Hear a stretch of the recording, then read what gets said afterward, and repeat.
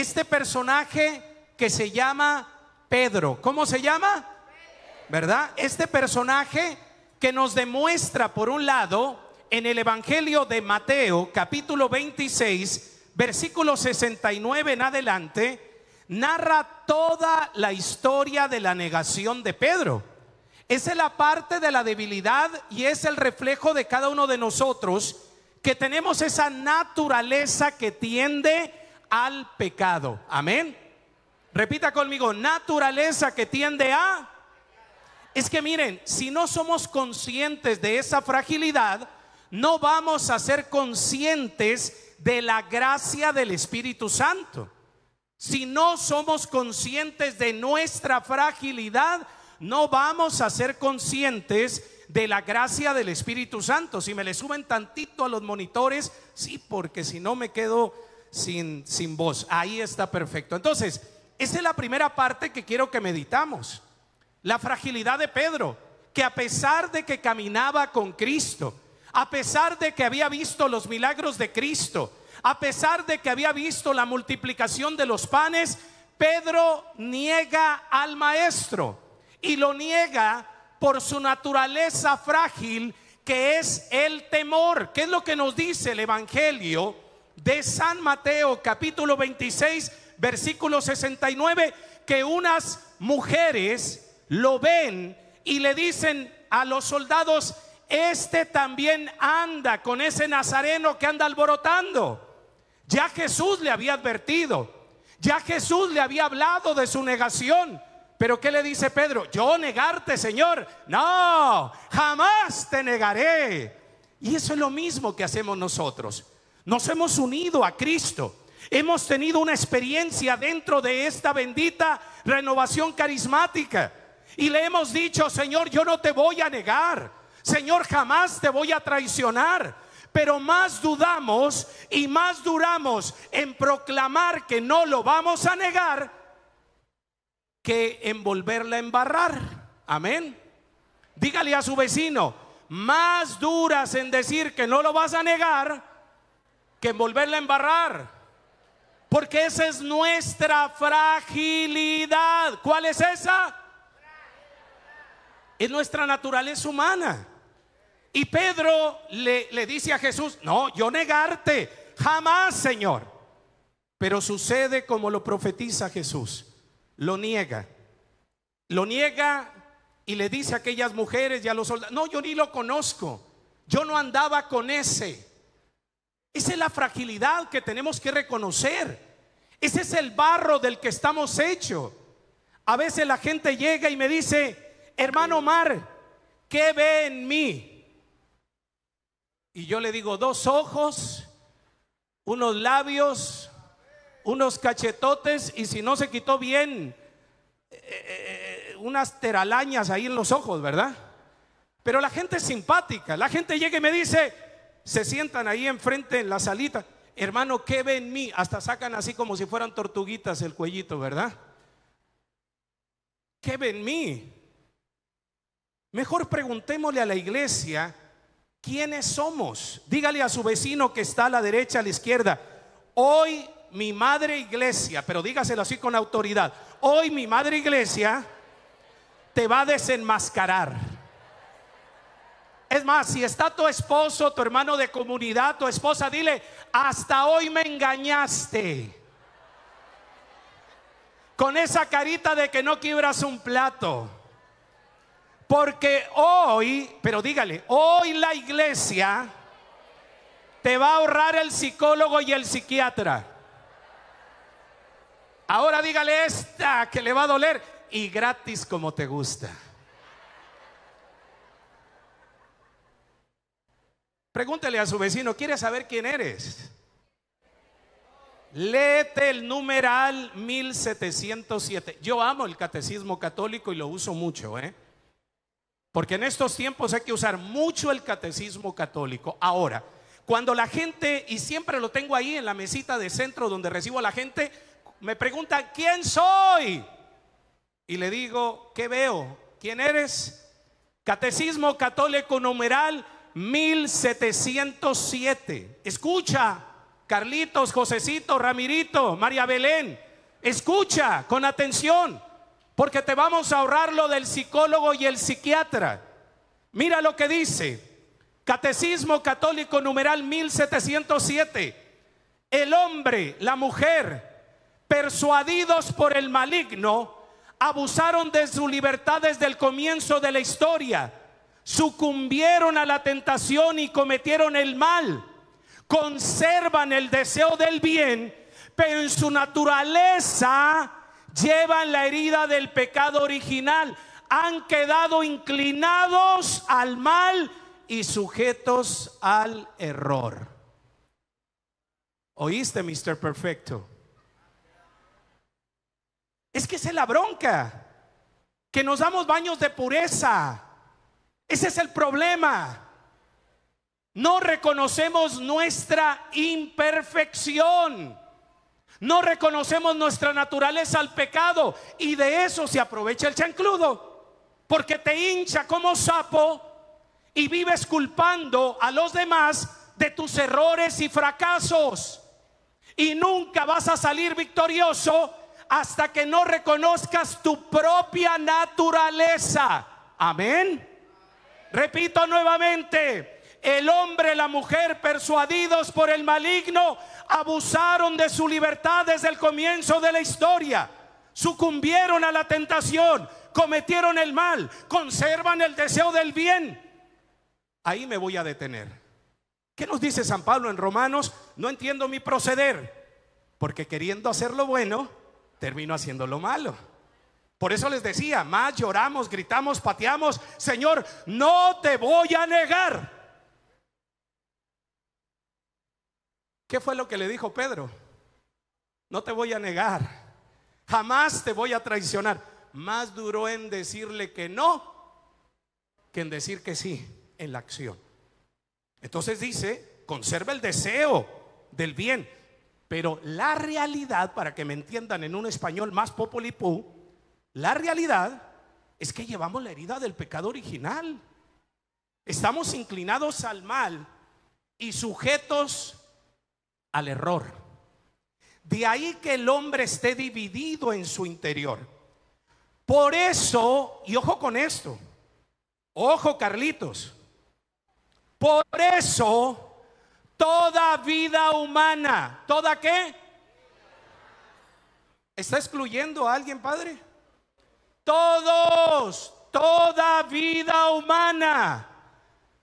Por eso toda vida humana, singular o colectiva, casado o soltero, aparece como una lucha ciertamente dramática entre el bien y el mal, entre la luz y las tinieblas.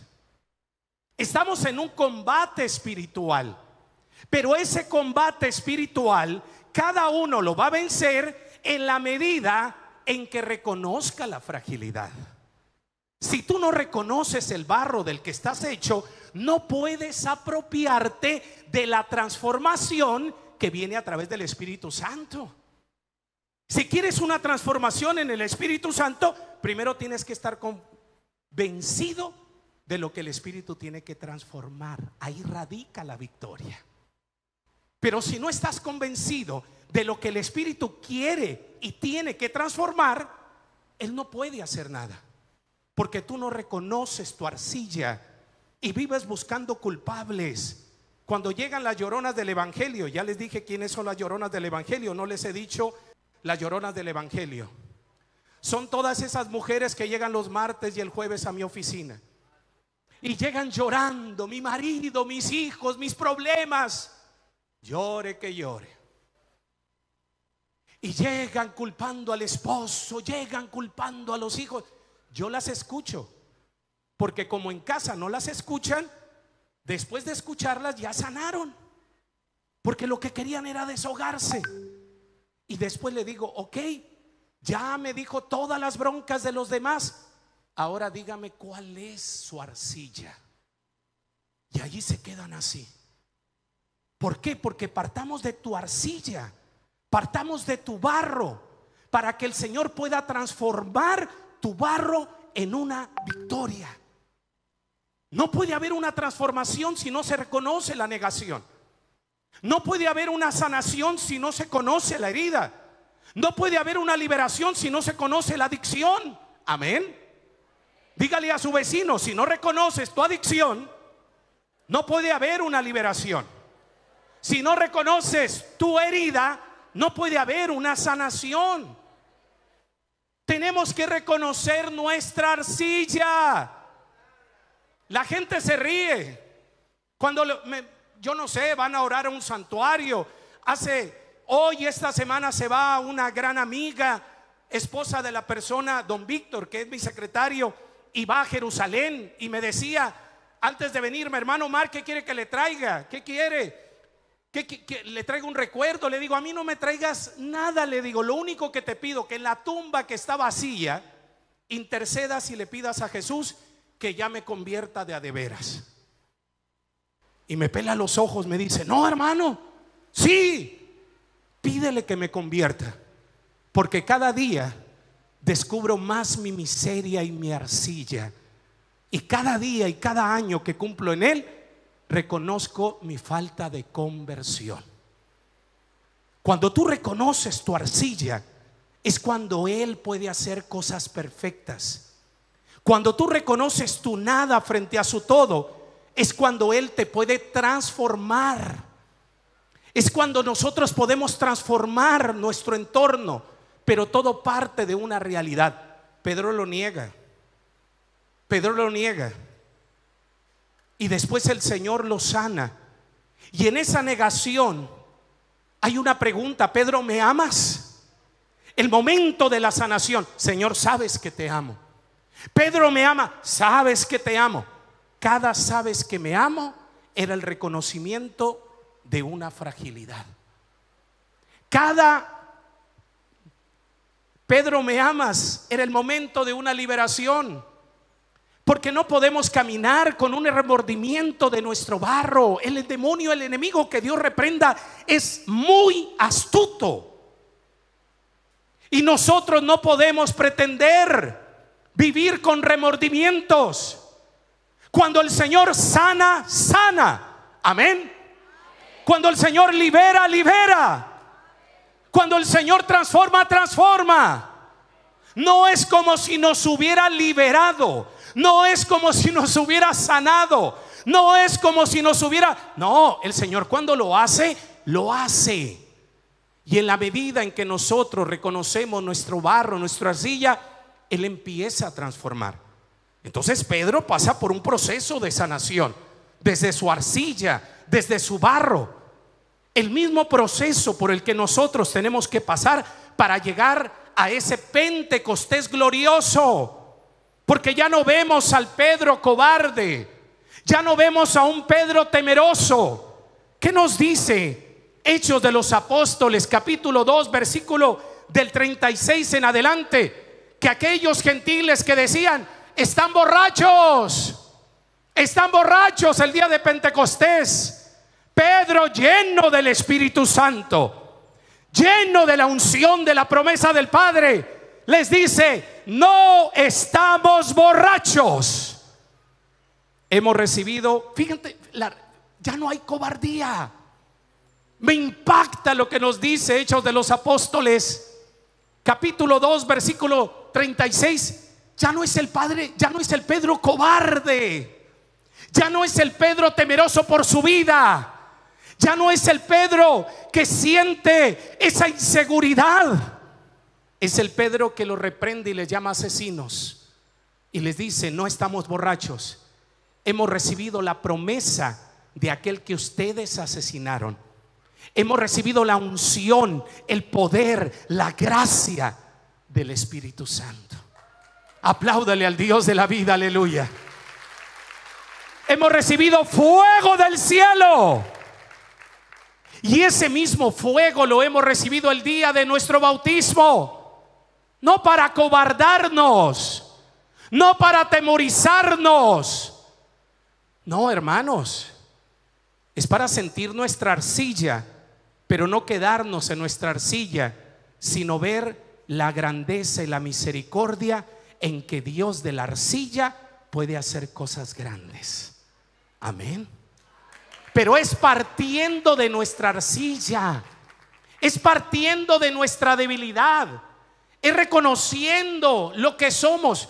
Pedro sale, ya no le importa, es la misma persona, pero con una promesa encendida. Es el mismo Pedro que con un discurso, con la primera predicación, porque la iglesia nace el día de Pentecostés, y la primera predicación fue la de Pedro.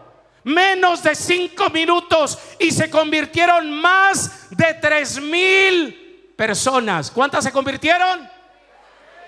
Y nosotros llevamos 2,000 años y no podemos convertir este mundo. ¿Saben por qué? Porque nos falta la unción, el poder, el fuego del Espíritu Santo. Pero el fuego parte de la arcilla.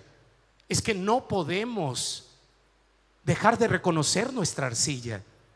Esa es la victoria. Cuando tú reconoces tu arcilla, cuando tú reconoces tu barro, el Señor es capaz de moldearlo. El Señor es capaz de hacer cosas grandes. El Señor es partir de tu nada frente a su todo para obtener su todo en tu nada. Y cuando tú te dejas transformar, es cuando impactamos la vida de los demás. Porque los demás ven nuestra propia historia, porque los demás ven nuestra propia miseria como un pasado, pero como un presente que les grita que en Cristo todo lo podemos para gloria de Dios Padre. Aleluya. Apláudale al Dios de la vida. En Cristo todo lo podemos. Ahora tenemos que descubrir esta victoria. ¿Qué nos dice San Pablo en Gálatas capítulo 5 versículo 1? Me encanta, porque San Pablo nos recuerda algo que nos va a llevar a convertirnos en una iglesia capacitada, capacitadora, renovada, transformada en la unción. San Pablo nos recuerda nuestra vocación. Gálatas capítulo 5 versículo 1: Cristo nos ha liberado para que seamos verdaderamente libres. Manténganse pues firmes y no permitan que los conviertan de nuevo en esclavos. Palabra de Dios. Palabra de Dios. Cristo nos ha liberado para que seamos realmente libres. Pero nos hace una advertencia: cuidado, porque pueden retroceder. No permitan que los vuelvan a esclavizar.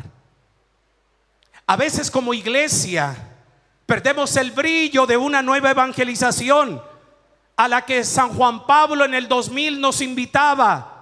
Una nueva evangelización, nueva en su ardor, nueva en su expresión, nueva en su metodología, pero con el mismo contenido que es Cristo Jesús. A Él no lo podemos cambiar.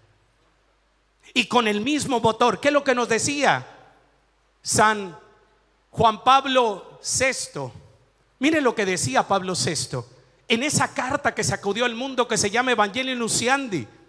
Ni la mejor estructura de evangelización puede suplantar la acción del Espíritu Santo. Pero el Espíritu Santo actúa en cada miembro de la iglesia.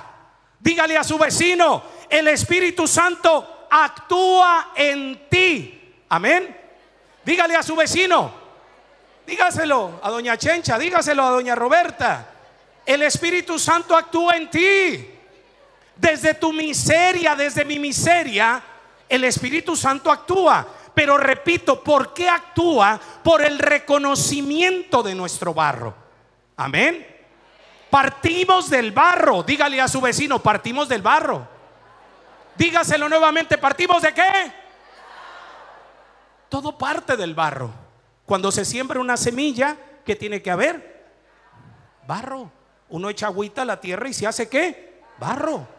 Y después viene el fruto. Después, pero todo parte del barro. Todo parte de la miseria que Él viene a sanar y a liberar.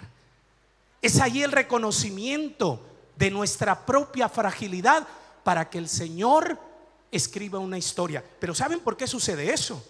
para que no nos hinchemos como sapos, para que no digamos que es nuestra obra, sino que es la obra de Él. Apláudale al Señor aunque le duela. Fíjate lo que acabo de decir, Padre. Para que no nos hinchemos. Todo parte de nuestra miseria, de nuestro barro. Somos vasijas viejas con vino nuevo. Para que los hombres vean que la obra que hemos construido no es obra de nosotros, sino es obra de Él. ¿Qué pasó con la samaritana? ¿Usted recuerda quién era la samaritana? ¿Cuántos llevaba? No, 7 se iba a convertir Jesús y se dejaba. Porque la coqueta le echó los perros a Jesús. Porque el Señor le pregunta: ¿y tu marido? Y aquella saca pecho y le dice: no tengo marido. Y no tengo, no le dijo la verdad. Y Jesús la reprende y le dice: lo dices bien, coquetona, no tienes, porque con el que estás no es el tuyo, ya lleva 6. Pero Jesús la sana, y la sana desde su miseria. Y desde su propia miseria, aquella mujer queda sanada, liberada, y va al pueblo de Samaria. ¿Y saben qué es lo que hace desde su barro? Traerse a la mitad de los samaritanos. Pero todo partió de los 6 maridos que llevaba. Cuando Jesús la desenmascara, ella no se niega, acepta su barro, porque el Señor la podía transformar. Por eso les decía que la transformación empieza de la fragilidad. Y muchos nos presentamos ante el Señor: no, Señor, no andes con cuentos, por favor. Tienes que decirle al Señor de tu barro. Tienes que dejar de buscar culpables. Tienes que dejar de señalar a los demás y reconocer tu arcilla, para que transformado desde tu arcilla, puedas ser transformador de los demás, pero porque eres transformado en la misericordia del Padre. Amén. Apláudale al Señor. No puede haber una auténtica transformación si no hemos experimentado la experiencia de la transformación. Amén. Entonces primero es la transformación. Aquella mujer se deja transformar, se deja sanar, se deja liberar, y por eso va con autoridad al pueblo. No llega así: ay, fíjense que me encontré con un Jesús que... No, aquella mujer llega con autoridad. Me he encontrado con uno que me ha amado. Me he encontrado con uno que me ha desenmascarado. Me he encontrado con uno que no me ha rechazado. Y su testimonio impacta, porque primero es impactada ella. Su testimonio impacta porque primero es impactada ella. Su testimonio libera porque primero es liberada ella. Su testimonio sana porque primero es sanada ella. Y esa renovación constante es la que tenemos que experimentar, pero con la advertencia de San Pablo: han sido liberados por Cristo. No permitan y manténganse libres, y no permitan que los vuelvan a esclavizar. ¿A qué quiero llegar? ¿A qué quiero llegar, hermanos? Que se nos está haciendo una advertencia, que como iglesia, cuando no brillamos, es porque nos hemos vuelto a dejar esclavizar. Pero ese tipo de esclavos, Padre, es más difícil de desenmascararlos, porque ya están etiquetados. Es más fácil convertir a una prostituta que a un carismático. ¿Sí? Déjenles explico. Mira, la madre sabe de qué estoy hablando. Tranquilos, no se me aceleren. Les voy a explicar por qué. Y voy a adelantar algo que voy a hablar otro día. Santa Teresa de Ávila dice que en la vida del cristiano hay 2 momentos de conversión. Ojo, ojo. La primera conversión es de Saulo a Pablo. que esa es la conversión que hemos tenido todos a través de la renovación en el querigma.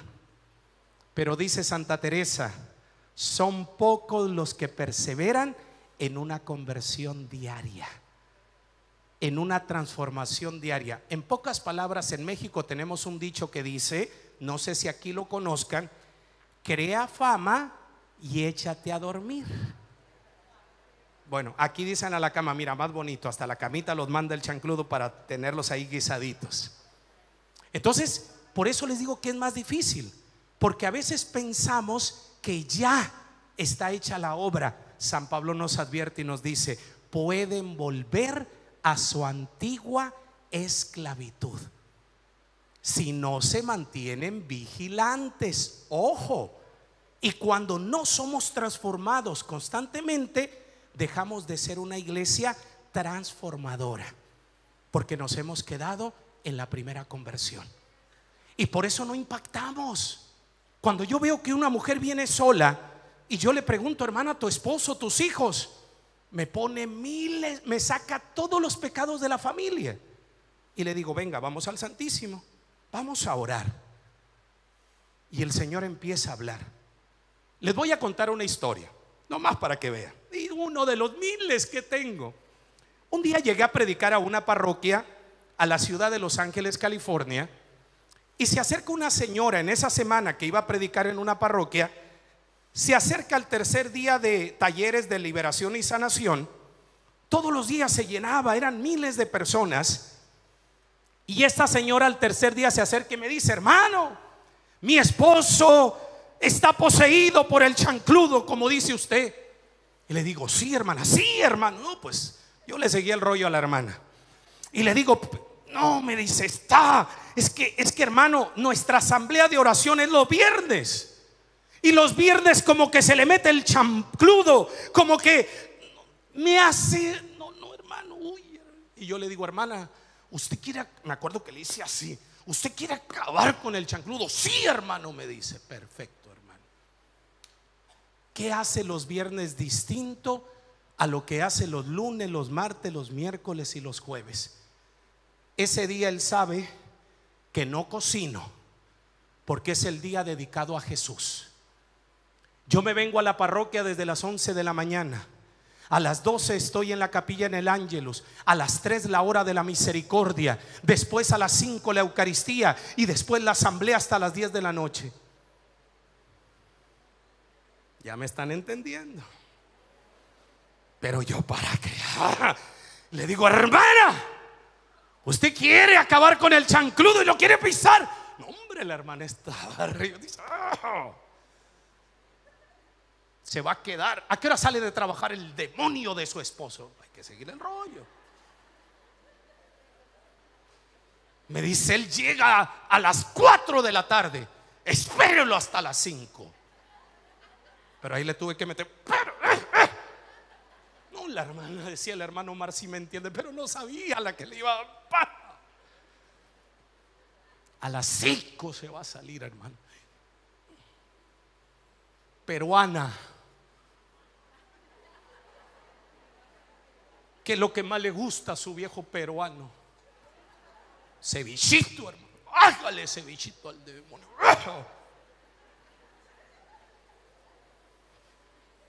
Y me dijo el nombre del pescado, no me acuerdo, pero se veía de caché el pescadito, un nombrecito de caché. Cómprele ese pescado, hermano. A las 4 lo va a esperar con el cevichito. Póngale las pantuflas. Pero usted se sale a las 5 de su casa. Le sirve. Demonio, lo vamos a... Ya hasta se me desabrocharon los zapatos.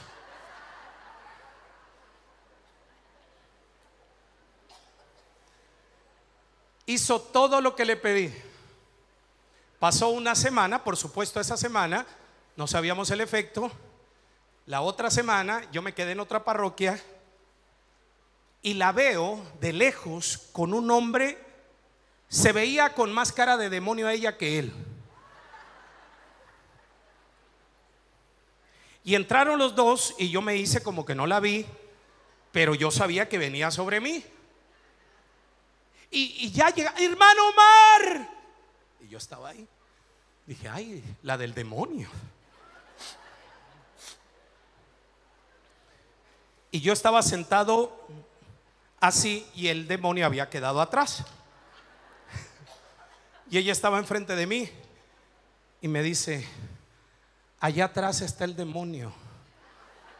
Hermano, vino porque lo quiere conocer.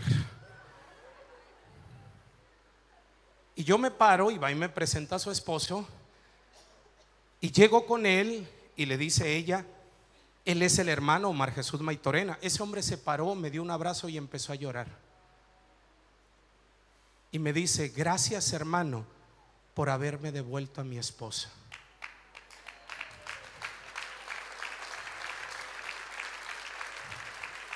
¿Ya me están entendiendo por dónde vamos? O sea, si el Señor hubiera querido que ella fuera monjita, no le permite casarse. A veces descuidamos nuestra iglesia doméstica. Amén. A veces descuidamos y a todo mundo le vemos cara de diablo. Pero nosotros no estamos obrando desde una transformación para poder transformar a los demás. No podemos perder nuestra vocación. Que el casado viva como casado, que el soltero viva como soltero, que el viudo viva como viudo, que el sacerdote viva en su vocación sacerdotal, que la religiosa viva en su vocación religiosa. O sea, repito la frase que para mí esta semana se las voy a machacar, de Santa Catalina de Siena. Si cada uno hiciera lo que le toca hacer, ya hubiéramos encendido el mundo. Pero cada uno quiere hacer lo que quiera y no nos dejamos transformar por el Señor. No hemos entendido que desde el momento en que somos bautizados, dice San Cirilo de Jerusalén, formamos parte del cuerpo místico de Cristo, que es la iglesia. Ya no nos pertenecemos. Pertenecemos a una función cada uno, que si no la desempeñamos, vamos a desorganizar totalmente el plan de Dios. Yo no puedo pretender ocupar el lugar del Padre. El Padre no puede pretender ocupar mi lugar. Yo no puedo pretender ocupar el lugar del camarógrafo. Él no puede pretender ocupar mi lugar. Cada uno ocupa el lugar que le corresponde para que transformemos esta sociedad. Y esa transformación viene de nuestra propia transformación. Entonces, por eso tenemos que entender, amados hermanos, que somos transformados desde nuestra debilidad. El problema no es la debilidad, el problema es que no nos dejamos transformar. Amén. ¿Cuál era el problema de ese diablo con el cual esa mujer estaba luchando? Que dejaba de ser su esposa los viernes. Y ese hombre se convirtió. Ahorita es uno de los grandes líderes de la renovación carismática en California. Apláudale al Dios de la vida.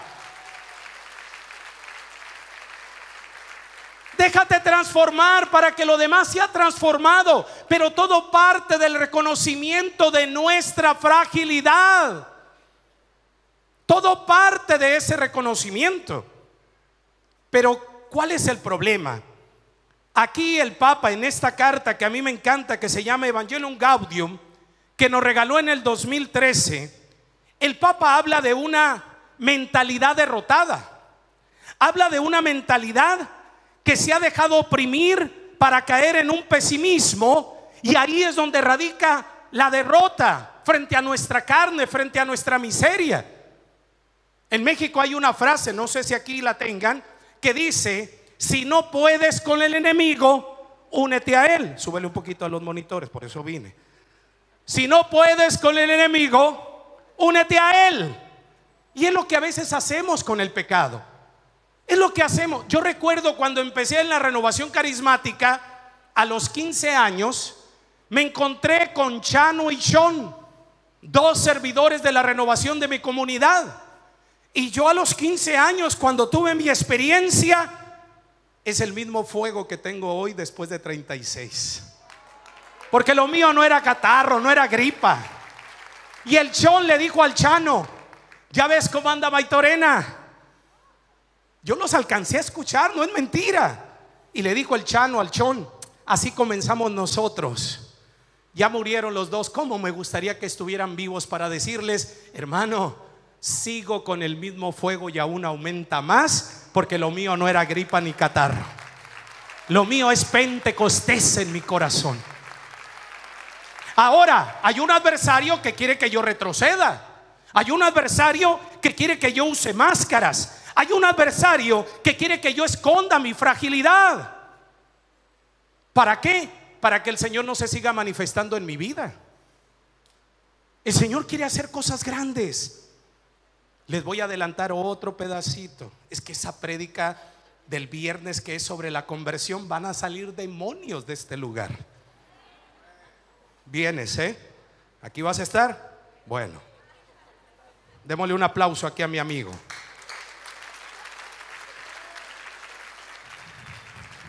Hermanos, se trata de desenmascarar nuestro propio yo. Esa es la batalla más grande que tenemos. Eso es lo que limita la gloria de Dios. Eso es lo que no permite ese Pentecostés, esa renovación de nuestra iglesia, el no dejarnos transformar, porque aún hay más. Fíjense, les voy a contar algo. Cuando yo llegué a la parroquia que estoy ahorita, hay un club. A mí el Señor siempre me gusta que me dé club de fans, pero de 80 para arriba. Y cuando llegué a mi parroquia, eran 10 viejas, 10 viejitas, de esas de go, de caché. Y cada vez que llegaba a misa, ay, le decía la Roxana a la Pati: ya llegó el hermano Omar, el que predica por radio la voz de María.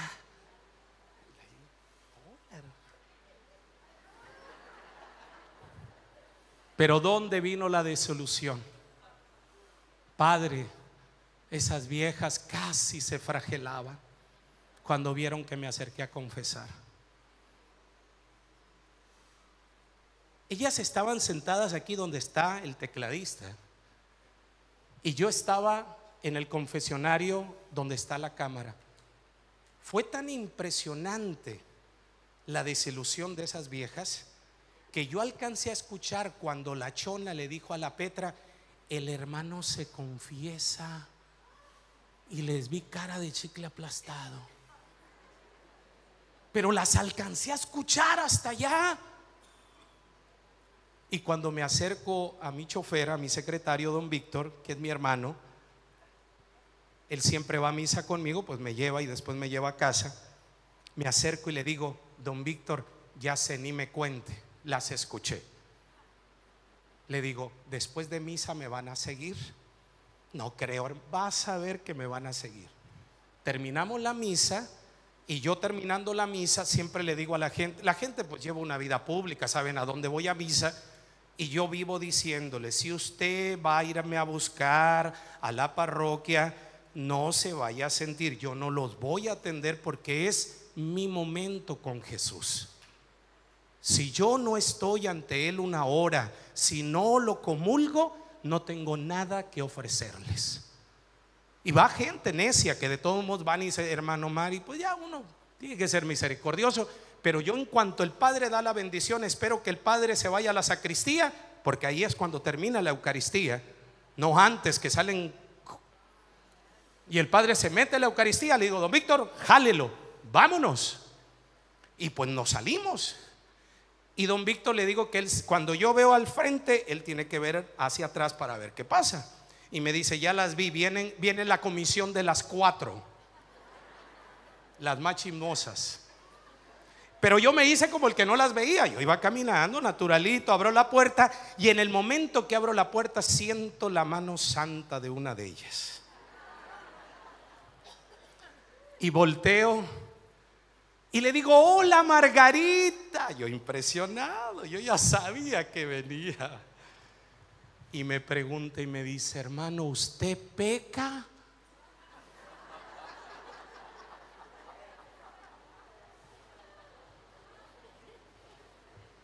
Segunda pregunta, no me deja contestarle. Así son las chismosas. ¿Se confiesa?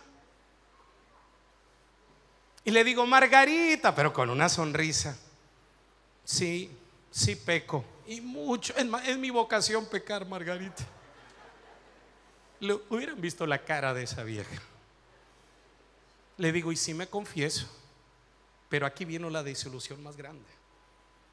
Y me confieso cada 3 semanas. Soy muy pecador, Margarita. Pero ahí le aventé la matadora. Dice San Felipe Neri: ¿quién se confiesa? El que es consciente de su pecado. ¿Quién no se confiesa? El que no es consciente de su pecado.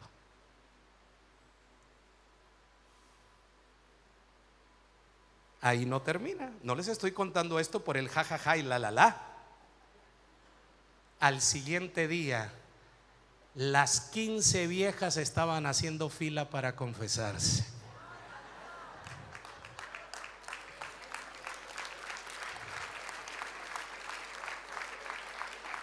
Ahí hay una transformación que las va a llevar a transformar. ¿Me explico?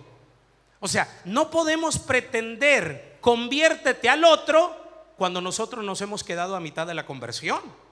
O sea, no podemos gritarle al otro transformación, exigirle una transformación cuando nosotros nos hemos quedado en la primera parte. O sea, la transformación es diaria. Y la iglesia no es el no es el techo. No está hablando de una transformación de pintar, de arreglar. Está hablando de cada uno de nosotros que formamos la iglesia como el cuerpo místico de Cristo, que necesitamos ser transformados para poder transformar a los demás. San Francisco de Asís, cuando mandaba a sus frailes a predicar, se ponía en la puerta del monasterio y a cada monasterio, a cada fraile, le daba una Biblia, pero con esta comisión les decía: solamente si es necesario ábrela, porque la primera Biblia que tienen que leer allá afuera es tu propia vida. Y también les decía: cuida tu vida, cuida tu vida. O sea, da buen testimonio, porque tal vez su vida, tu vida, sea la única Biblia que muchos vayan a leer. O sea, es una transformación. Es una transformación no hacia atrás, hacia adelante. ¿Y cómo surge esa transformación? Ahí mismo en Gálatas capítulo 6 versículo 8, Gálatas capítulo 6 versículo 8 dice: quien siembra para satisfacer sus apetitos desordenados, de ellos cosecha frutos de muerte. Mas el que siembra para agradar al Espíritu, del Espíritu recibe una cosecha de vida abundante. Palabra de Dios. Palabra de Dios. Apláudale a la palabra de Dios, que es Cristo. Dice San Agustín: ¿para dónde cae el árbol? Para donde esté inclinado. Amén. Si tú te inclinas por la carne, vas a volver a tu antigua bajeza de pecado. Si tú te inclinas por el odio, por el resentimiento, si tú te inclinas por la soberbia, por el orgullo, por la prepotencia, si tú te inclinas por el adulterio, por la mentira, no pretendas vivir una vida victoriosa. No pretendas que tu entorno sea de victoria en victoria. No pretendas cosechar frutos de vida, porque estás sembrando muerte y no estás permitiendo que la gracia del Señor te lance hacia adelante en una auténtica renovación para poder ser transformado desde el Evangelio. Entonces no podemos hablar de una transformación si no nos dejamos transformar. Es el efecto dominó. A mayor gracia, mayor bendición. Y aquí hay una palabra que a mí me impacta y que la deberíamos de grabar de memoria. Romanos capítulo 5 versículo 5. Romanos capítulo 5 versículo 5. Una esperanza que no defrauda, porque al darnos al Espíritu Santo, Dios ha derramado en nuestro corazón su amor. Palabra de Dios. Palabra de Dios. Apláudale a la palabra que es Cristo. Una esperanza que no defrauda. Una esperanza que no escucho. Una esperanza que no. Una esperanza que no. Todo lo que ves y tocas te va a defraudar. Incluso yo, Omar Jesús Maitorena. Pero hay una esperanza que no te va a defraudar. Y esa esperanza es el amor de Dios derramado en tu corazón a través del Espíritu Santo. Es una esperanza que te va a mantener en una primavera. Es una esperanza que te va a mantener en un movimiento para que tú, al ser transformado, tengamos una iglesia transformada, tengamos una sociedad transformada. Hace un momento en una entrevista que estábamos grabando me decían: hermano, ¿cómo se puede acabar con esta cultura de la muerte? Y le decía: te voy a responder con palabras de San Juan Pablo II. San Juan Pablo II delataba mucho la cultura de la muerte, al igual que San Pablo VI. Y empezaron a hablar de la cultura de la muerte, porque la cultura de la muerte, repito, no solamente la eutanasia y el aborto. La cultura de la muerte es el pecado que degrada a la persona humana. Y San Juan Pablo II daba la solución para esa cultura y decía: la solución es la cultura de Pentecostés. O sea, hermanos, les voy a decir un secreto, pero no lo vayan a revelar, ¿ok? Dígale a su vecino: el hermano nos va a decir un secreto. Pero dígaselo, le duele voltear a la derecha, a la izquierda. Si no lo hace aquí, menos allá afuera, pues. Dígale: el hermano nos va a revelar un secreto. Pero es un secreto. Hágale así.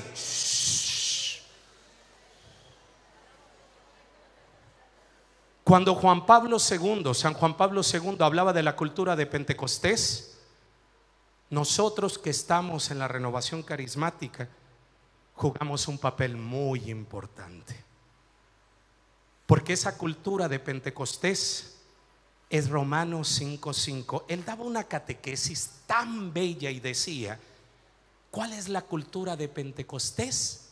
La experiencia del amor de Dios. Y somos el movimiento que por vocación promovemos la acción del Espíritu Santo.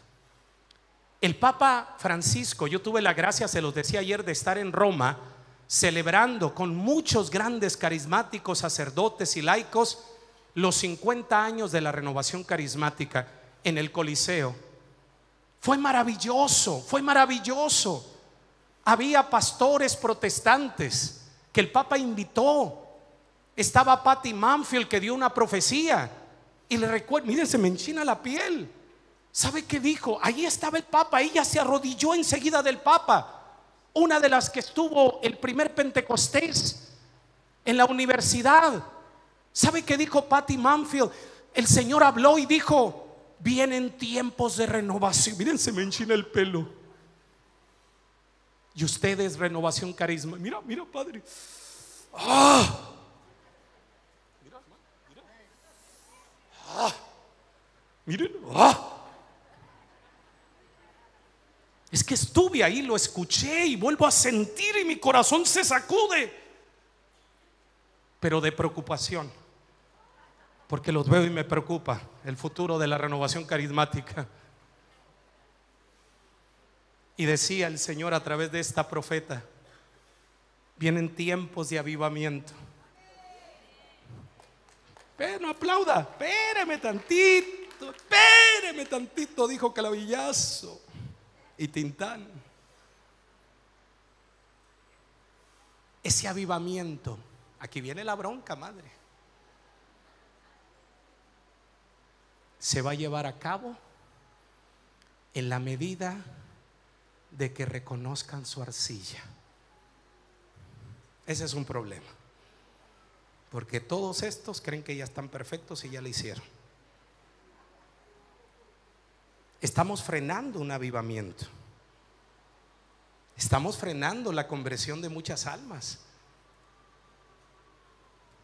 aunque no depende de nosotros, sí depende de nuestro libre albedrío. Hoy me la he pasado predicando, donde llego es una predicadera porque me llenan de preguntas y uno tiene que responder. Y estaba en secretaría y les decía a las hermanas que están ahí, les decía, para María no fue fácil. Cuando hablamos de esto, para mamita María no fue fácil. Dice San Lucas capítulo 1 versículo 26 que se presentó el arcángel. Ya desde el momento en que se le presenta un arcángel, María no veía arcángeles todos los días, padre. O sea, no eran sus cuatachos, ¿verdad? Entonces se le presenta un arcángel. Pero no nos quedemos en el arcángel. ¿Qué me dice del saludo? Pero no nos quedemos en el saludo. ¿Qué me dicen de la misión? Y mamita ahí, ya de plano ahí sí tronó y le dice, a ver, pero ¿cómo va a ser? ¿Cómo que yo voy a ser la madre del Salvador? ¿Cómo que? A ver. Pero si yo no estoy casada, estoy comprometida. Y ahí me voy a detener. San Alfonso María Ligoria, en su libro Las Glorias de María, dice, pero no termina ahí. En ese momento mamita pensó en la ley de Moisés.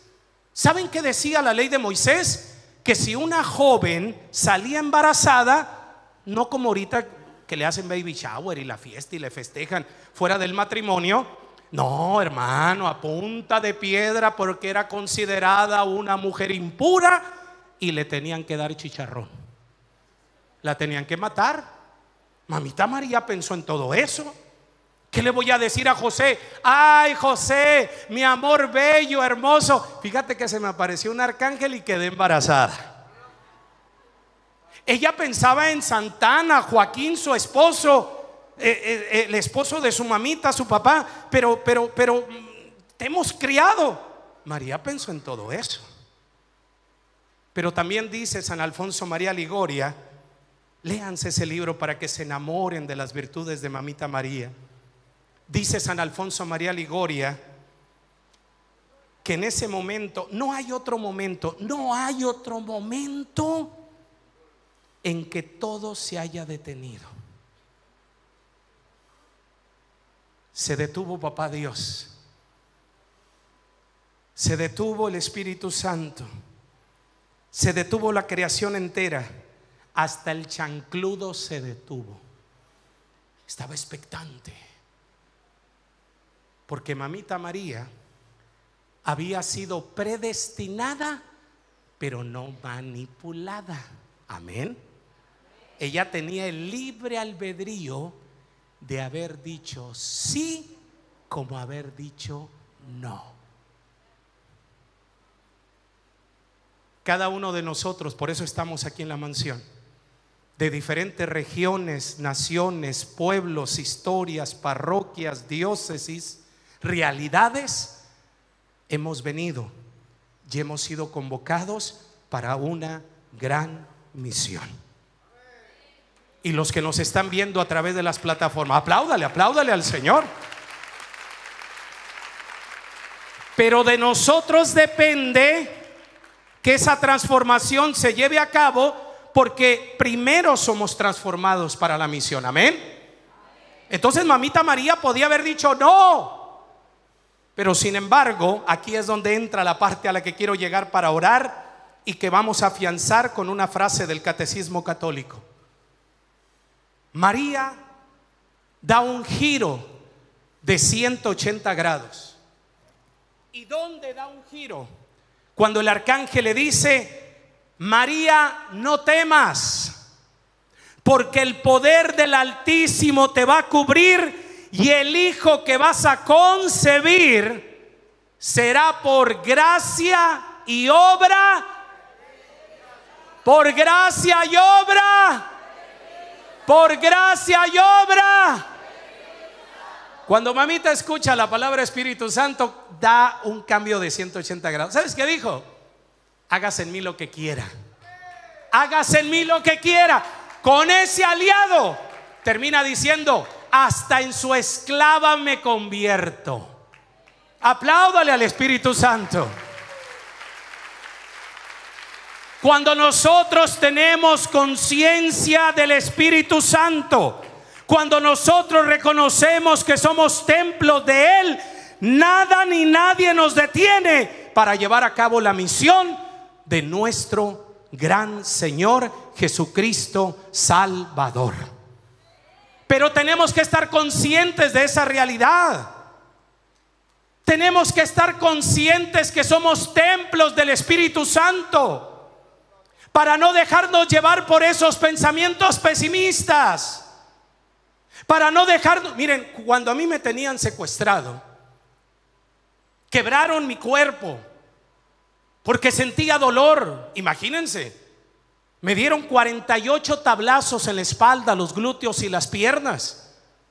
Antes de llevarme al lugar donde me iban a tener esos 3 días, me subieron a un cerro, me desnudaron, me hincaron y me golpearon, me patearon entre más de 15 personas.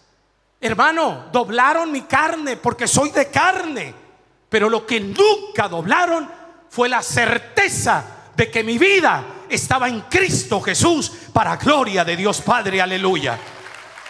Eso no lo doblaron. Y yo recuerdo que le decía: Señor, si esta es la manera que tú has escogido para que yo muera, la abrazo,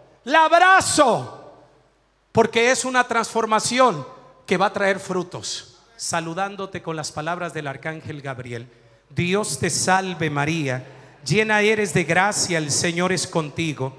Bendita eres entre todas las mujeres, y bendito es el fruto de tu vientre Jesús. Santa María, Madre de Dios, ruega por nosotros los pecadores, ahora y en la hora de nuestra muerte. De nuestra muerte.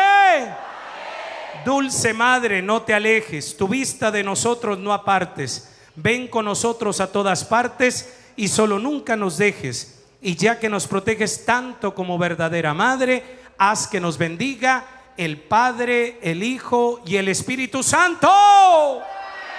Espíritu Santo. Démosle un aplauso a nuestra Madre, la Virgen María. Véngase para acá. Y vamos a darle otro aplauso a la cumpleañera. Fuerte ese aplauso a la cumpleañera. En Ecuador, yo no soy ecuatoriano, pero ya aprendí. Cuando cumple años alguien, allá en Ecuador dicen: ¡que viva la cumpleañera!